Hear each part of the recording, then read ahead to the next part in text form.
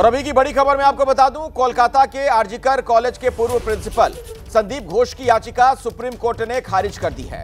आपको बता दें कि घोष ने दरअसल ये कहा था कि कलकत्ता हाई कोर्ट ने भ्रष्टाचार की जांच सीबीआई को सौंपने से पहले उनका पक्ष नहीं सुना। हाई कोर्ट ने हॉस्पिटल में हुई रेप की घटना को बेवजह भ्रष्टाचार से जोड़ने वाली टिप्पणी भी की, लेकिन सुप्रीम कोर्ट उनकी कही बात से सहमत नहीं और ये याचिका सुप्रीम कोर्ट ने खारिज कर दी है। यानी संदीप घोष के लिए ये एक बड़ा झटका।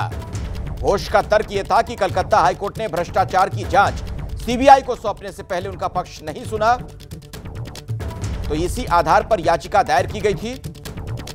लेकिन यह याचिका अब देश की सबसे बड़ी अदालत में खारिज हो गई है। हाईकोर्ट ने दरअसल हॉस्पिटल में हुई रेप की घटना को बेवजह भ्रष्टाचार से जोड़ने वाली टिप्पणी भी की थी, यह भी कहा था संदीप घोष ने।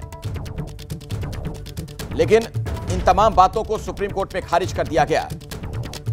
और आइए यही खबर विस्तार से जानते हैं। मेरे वरिष्ठ सहयोगी इस वक्त सुप्रीम कोर्ट से हमारे साथ मौजूद हैं, निपुण सहगल। निपुण, बिल्कुल, देखिए, संदीप घोष की तरफ से ये कहा गया था कि हाईकोर्ट ने मेरा पक्ष नहीं सुना। सुप्रीम कोर्ट ने इसके जवाब में कहा आपका पक्ष सुनने की कोई जरूरत ही नहीं थी। एक पीआईएल पर आदेश दिया गया है, इसमें किसी व्यक्ति को पार्टी नहीं बनाया जाता है। भ्रष्टाचार की जानकारी कोर्ट को मिली, कोर्ट ने जांच का आदेश दिया, आपको पार्टी बनाने की कोई जरूरत नहीं थी।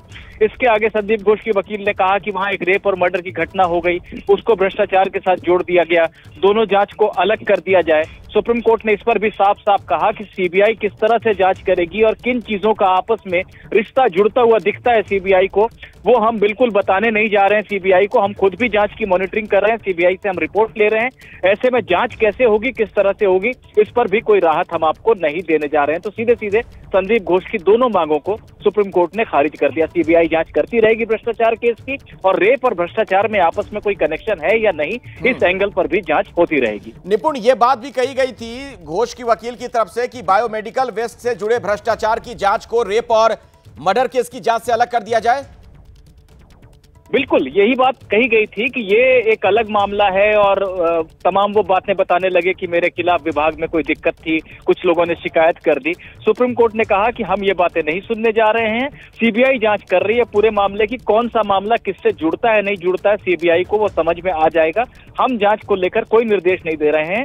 यानी कि रेप केस की जांच के दौरान भ्रष्टाचार के एंगल की जो जांच सीबीआई कर रही है वो दोनों साथ साथ चलेंगे और सीबीआई ही तय करेगी कि ये दोनों मामले आपस में जुड़ते हैं या नहीं जुड़ते हैं। तो संदीप घोष की तरफ से निपुण जो तर्क दिए गए थे, इसका सीधे तौर पर मतलब ये कि देश की सबसे बड़ी अदालत में वो बातें खारिज कर दी गई हैं, मतलब उनकी कई बातों में कोई वजन नजर नहीं आ रहा है अदालत को। बिल्कुल कोई वजन नजर नहीं आ रहा है, क्योंकि सुप्रीम कोर्ट ने साफ तौर पर कहा कि हाईकोर्ट ने जब आदेश दिया था सीबीआई को जांच करने का भ्रष्टाचार के मामले में भी और रेप के मामले में भी, तो वो एक पीआईएल पर दिया गया था और पीआईएल में आपको बुलाकर पूछे जाने की कोई जरूरत नहीं थी कि आपकी क्या सहमति है या आपके क्या विचार हैं। तो पहली बात कि मेरा पक्ष नहीं सुना, उसको सुप्रीम कोर्ट ने खारिज किया। और दूसरी बात ये कि दोनों मामलों को जोड़ा ना जाए, भ्रष्टाचार अलग है, रेप अलग है, सुप्रीम कोर्ट ने कहा वो सीबीआई तय करेगी जांच के दौरान। ठीक है, बहुत बहुत धन्यवाद निपुण सहगल इस जानकारी के लिए आपका।